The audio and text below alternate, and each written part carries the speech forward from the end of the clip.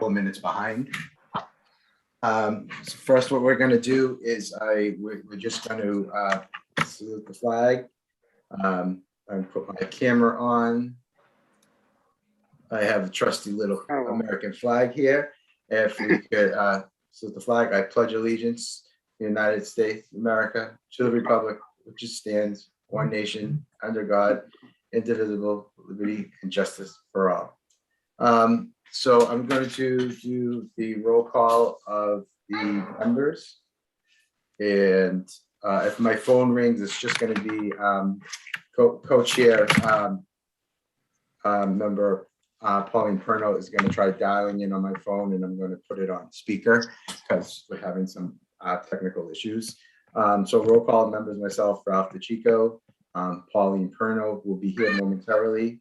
Asma Abu Fuda, if I always can never pronounce it right. Mario Romanis. Yep, here, present. Jason Barone. Present. Jason Barone is present. Pauline, I have you on speaker. I already said that you were here and I explained what was happening. All right, thanks. Okay. I just finishing in the roll call, and Enza Goodwin is absent tonight. Oh, is Enza? Yeah, Enza is absent. So we have you live on the meeting right now. All right, great. Item number 1 is a motion to approve the meeting minutes from the August 10th, 2021 meeting. If I could have a motion to approve. Motion to approve. Okay. Motion to approve. Motion to approve.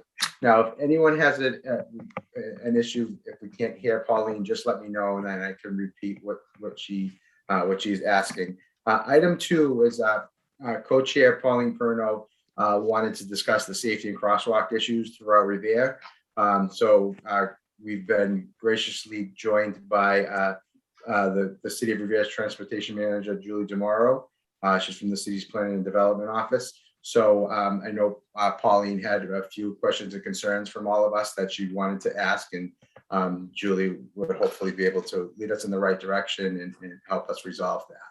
So Okay, I'm going to great. put it Hi, over to Pauline. Julie. So here's a revisit of what has been going on. So I know that we've talked in the past about some issues on the beach, and it's really at a point where because of the way that the parking is situated on now, it's on both sides of the street, it is virtually impossible to see anybody in the crosswalk until they are absolutely in the crosswalk. This week alone, I've witnessed 3 near misses, and I was the cause of one of them because I did slam on my brakes. I did not get hit, but the person in back of me had quite a bit to say about me stopping, regardless of the fact that it's a state law to stop in a crosswalk. So with that said, I think that we really need to revisit what is going on. I know that it's not Revere's jurisdiction per se, but I think that before Revere or the people that are in charge of whatever entity go any further, I think that we really need to revisit the possibility of the illuminated signs, the flashing signs that indicate that there are people who are trying to cross. This is not just for able-bodied people or people that are tall enough. I drive a truck. I have really good visibility, but if there are trucks and SUVs and work trucks parked in that first space close to the parking, to the crosswalk, it is virtually impossible to see them until you're right on top of them. And I do feel that before an incident happens, that the city is going to be held liable on some level. I think that it really needs to be open for discussion and revisited. And I personally would be more than happy to drive the beach, or now I noticed it on Broadway as well, because of the parking at the corner of Mountain and Broadway. There are some issues that I really think that they need to revisit the safety for all persons of Revere, not just able-bodied, not just disabled, not just handicapped, not just children, not just adult, not just elderly. So that's my spiel where I sit. I know that it's winded and we've discussed it before, but I know that I've seen the illuminated sign further down on Ocean Ave as you're approaching Beachmont. There is one. I don't know if it's how it's detected or if it's hand activated. I don't know, but I noticed that the vehicles are more likely to stop if they see that illuminated in the flashing. The beach, you may as well take your life in your hands. It's not going to get any better. Are there So- any particular intersections on the beach that are more troublesome than others? I do know in the past there's been a lot of issues or reports or claims at the intersection. I believe it's Shirley Ave and Revere Beach Boulevard. And one of the biggest problems with that intersection, and a lot of the times, is that when people come around Elliott Circle, they're heading on to the boulevard, they speed up. Because they just kind of think it's a speedway. People Right. that aren't familiar with the area. So that's one Right, problem. that is certainly one area, Julie, but the other place, and I'm quite surprised, is coming off of Beach Street onto the beach right before the state police barracks. It's a free-for-all, and I'm going to tell you, pulling out, because that's one way, that little section of street is one way to come onto the beach. There are cars parked right up until that intersection, and you can't see past them. And if you have someone who's deciding that they're going to swing out around you, you may actually become part of a larger chain reaction. So it's that one, and then the one right by Revere Street where that new condo is. So coming off of the beach onto Revere Street where that swing is. Okay. That area seems to be really, really, really hardest hit. I think over by Kelly's, because there is so much foot traffic, that people are more aware Yeah. that, people are traveling back and forth to get their dinners, to get their yummies, whatever. But flip side of it is that should not be the mitigating factor to slow down and to stop for pedestrians. It Yeah. shouldn't be. So one of the things I was going to say, one of the things that, what you mentioned also too, and then I don't think that people realize, is that the road at Kelly's is it's one lane, in both directions. When you up in Revere Beach Boulevard, up until Revere Street is 2 lanes, and it's a very wide travel lane. I think you're looking at parking bays of about 9 feet deep, and then I think the travel lanes over there are 12, and then you have another 9 feet for Feet on parking. the opposite side. That's a pretty wide roadway, and typically wide roadways like that tend to promote speeding, and you also have just a poor design of the area. So I just best guesstimates of how wide the street is. So you're looking at 24, then another 18. So you're looking About at 40 feet. almost 50 feet wide Yeah. for you to cross. And that's a pretty wide crossing, even with all of the parking and the travel lanes and what have you. So with that, I think the best. The problem with all of that is regardless of the width, is that, you have people that they're non-visible until they've stepped out onto the street. And then you have the people that are getting impatient because you're stopped, that are swinging around. So now what happens when you've got oncoming traffic, you've got someone swinging around you? I mean, there's going to end up being some, maybe there won't be, maybe I'm just an alarmist. However, I see a problem that is very, very real. And I mean, I myself try not to cross the street because of that, because people don't stop, because they do speed up, because they do swing around. And so if I'm walking as a 5 foot tall or 5 foot short person, and you can't see me until I am physically on the street, that becomes an issue in my estimation. And I think that it's something that we really need to have another open discussion about, maybe not here, but on a larger venue. And I'm certainly more than open to being part of that discussion.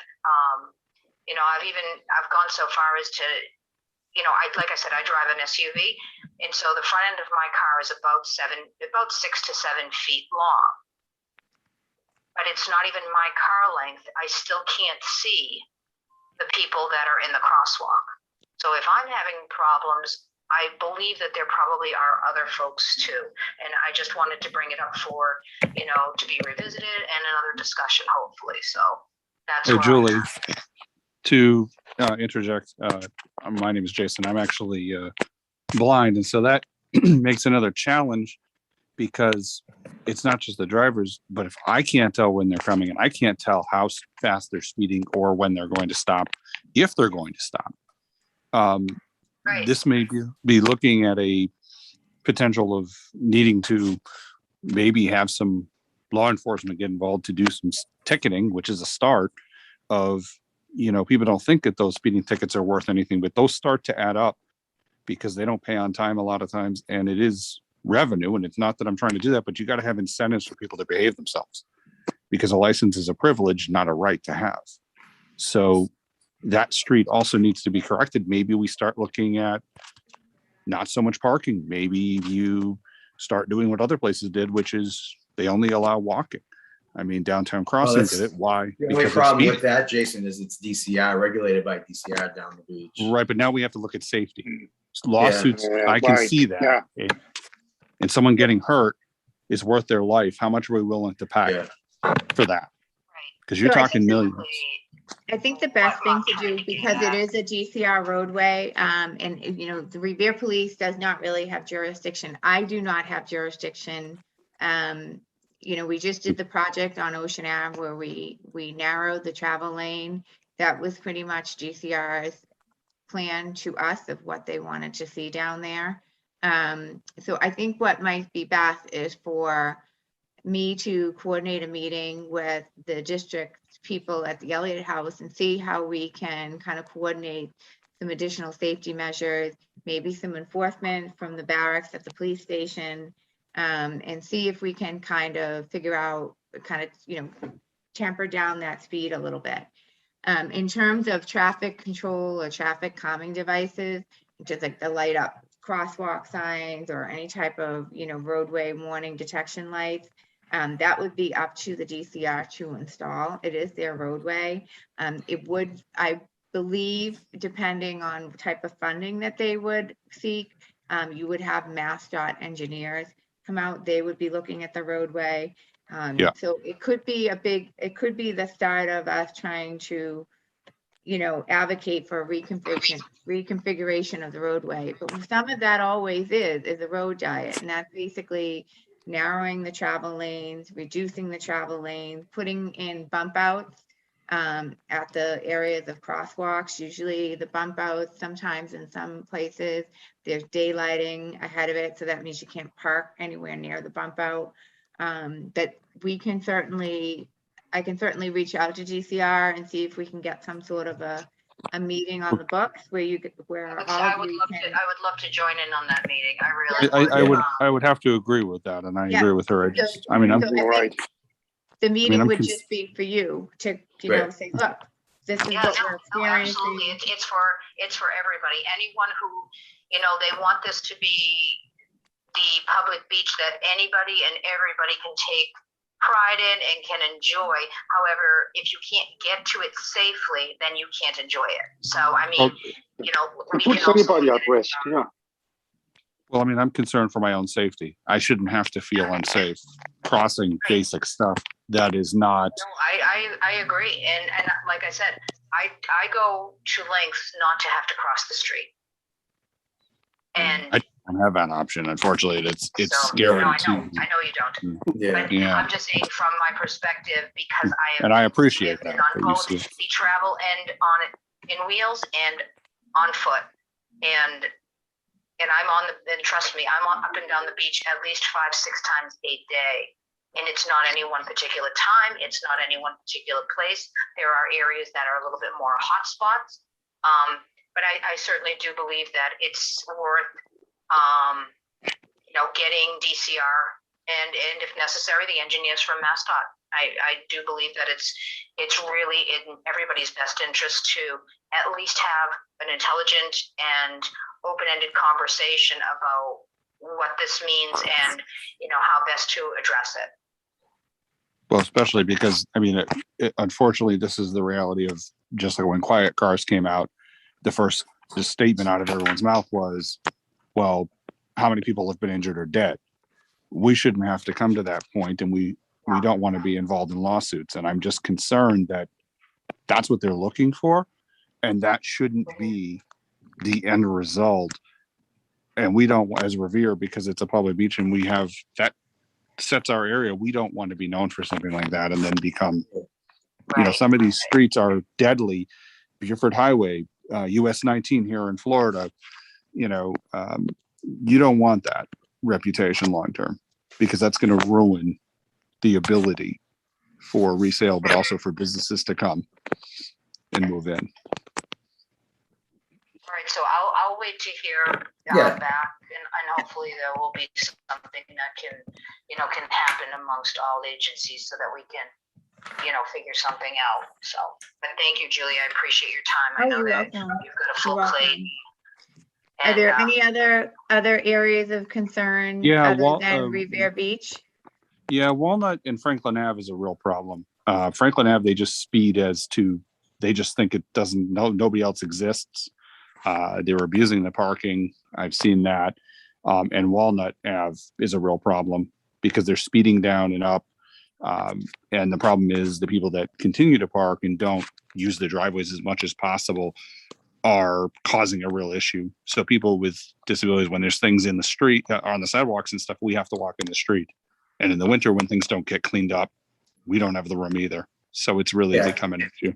We're working on a letter that we're going to send to inspectional services about that, Julie. No, and I appreciate that, but it's not always just that. It's the parking as well. I hate to have to sign off from this, but I do have No. another meeting that I'm Yeah, part no, I of, so- appreciate it.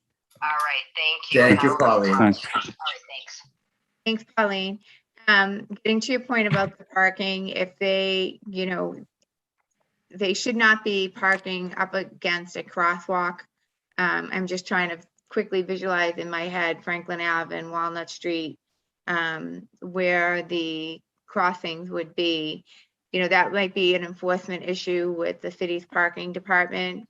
Especially, I thought, Ralph, and forgive me if I'm wrong on this, but isn't it all permitted parking up there? Yeah, it should be out. Yeah. Franklin? Okay. Yeah, so if you are not registered to that household, you're not a guest, you should not be parking in that area. But I think, is it all day, Ralph, residential parking, or just? I think part of it is. Okay. Yeah. Okay. But we can certainly reach out to Ira and see what type of enforcements he's been working on. And also see what other enforcements RPD and the parking department has. Well, the Shirley Ave too is, where Walnut and Shirley meet, and people just, no matter when you see crosswalks, people just still insist on parking. I mean, they're not just parking in spaces, they're blocking intersections in some cases.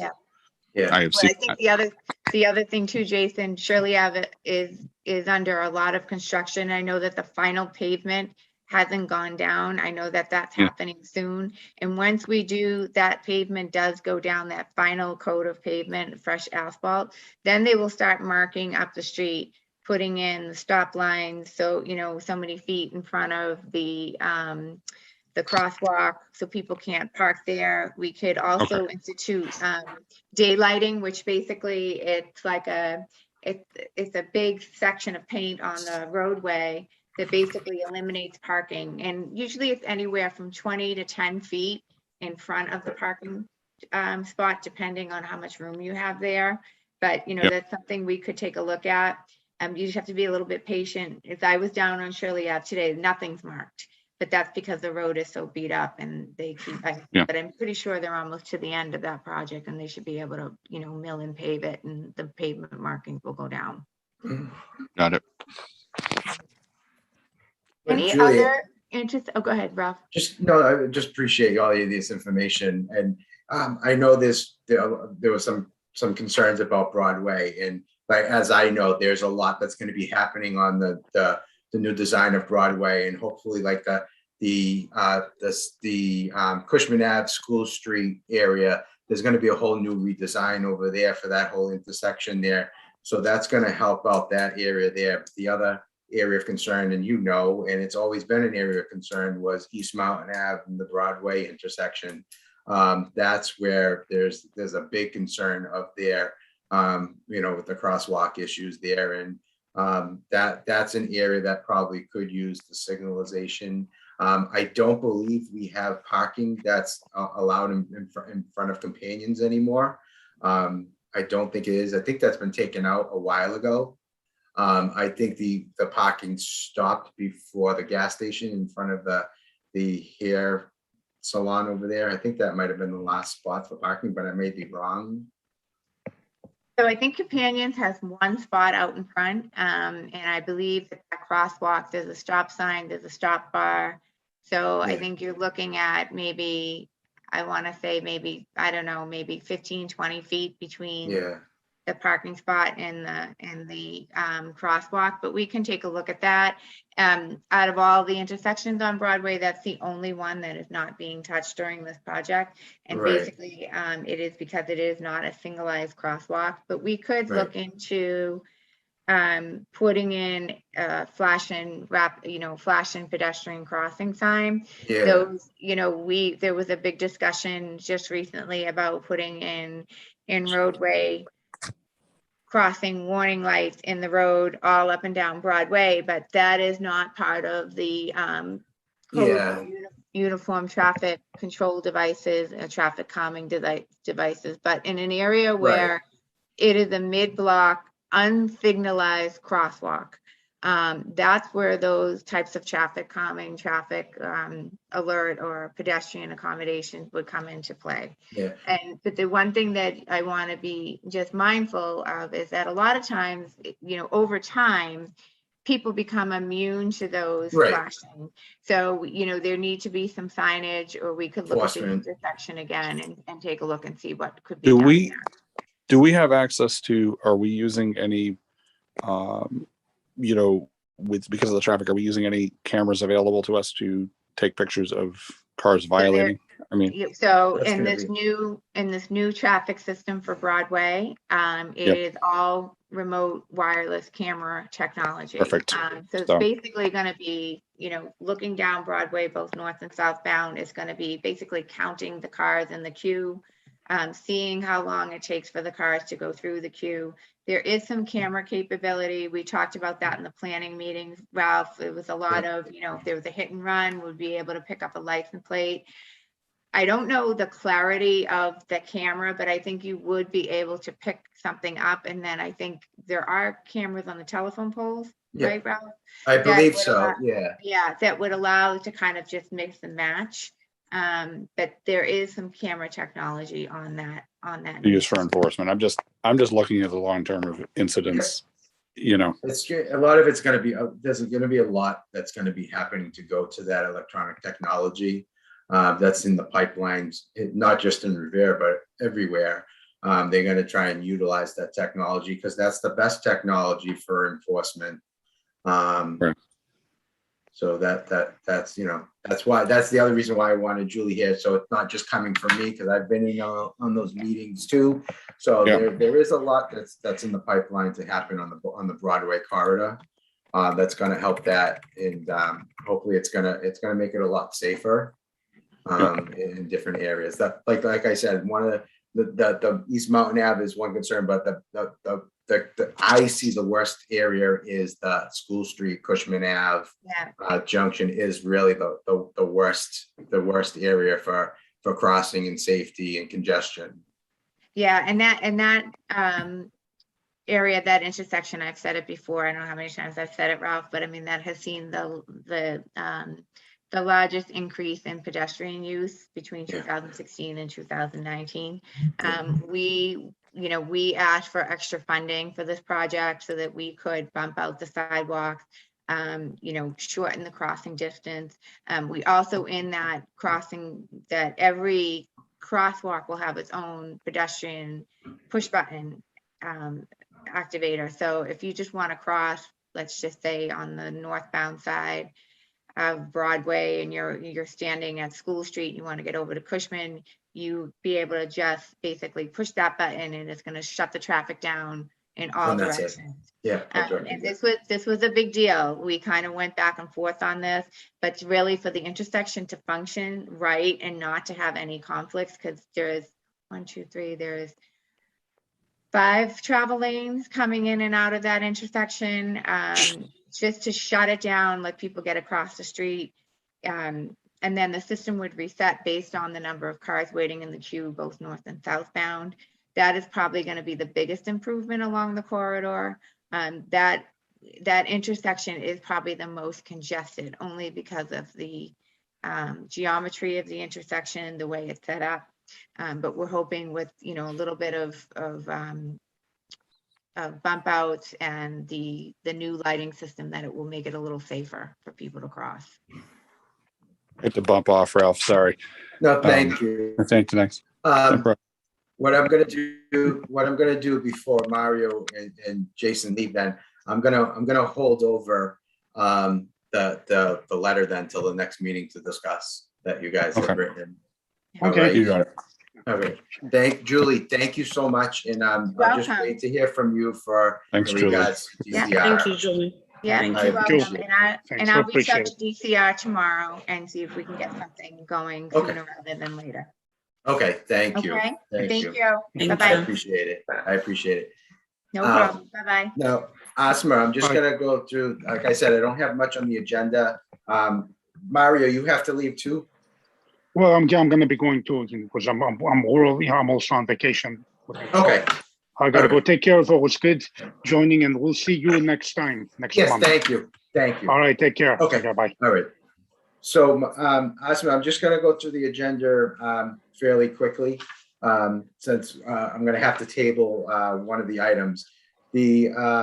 So item 3 was updates and next steps from the August meeting, which was gonna be, we were gonna go over the letter that Mario and Jason had worked on about the trash and construction equipment and so forth that are on the sidewalks. So we'll table that until next month. Item 4 was the CODA Commission on Disabilities monthly Zoom meeting that I had in September. Basically, what it was is they had brought in somebody from the city of Cambridge that came and discussed bike lanes and accessible parking in that community. So the meeting was just basically on that. So it was basically that what they tried doing is if any city or town's disability had any questions or concerns with anything going on in their city, they basically tailored the meeting for that. So it was basically just on Cambridge's issues. So there wasn't much to report from that meeting. Item number 5 is Enza had given me the CPAC events and update schedule for the September. CPAC will host an open forum on Thursday, September 23rd at 6 p.m. at the RHS Learning Commons. It's also being offered via Zoom, and they hope to get to know, they hope they get to know each other and to be able to ask and answer questions. RSVP will be required. Also, Revere Parks and Recs is participating once again with the Special Olympics to offer golf for children with disabilities up to 12 years old. It will begin on Saturday, September 25th, and is limited to the first 12 participants. So please remember to sign up. It's on the Revere Recs page for that. So that's what we have for the CPAC September events. I want to thank Anza actually for sharing the flyer with me in different language.